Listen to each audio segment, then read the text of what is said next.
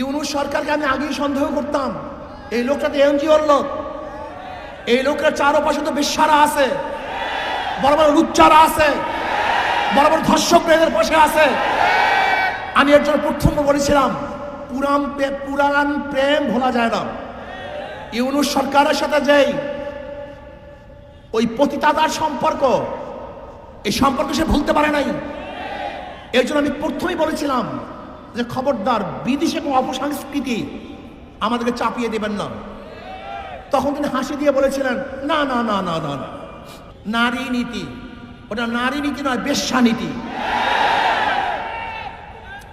আমি প্রথম যখন ইউনূস সরকারের সাথে দেখা করতে গেছিলাম, এই আমার সামনে আছে আমাদের মহাসচিব, যুগ্ম মহাসচিব, অনেক কথাবার্তা বলার পরে আমি স্পেশাল বলেছিলাম, জনাব কোনো অবস্থাতেই পাশ্চাত্যদের কোনো আদর্শ নীতি সংস্কৃতি আমাদেরকে চাপিয়ে দিবেন না।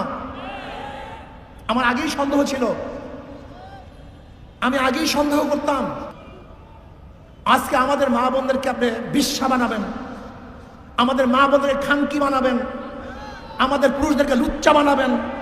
বলতে পারেন, হুজুর যৌনকর্মী বললেন না কেন, যৌন শিল্পী বললেন না কেন, পতিতা বললেন না কেন, এই খারাপ শব্দ ব্যবহার করলেন না কেন?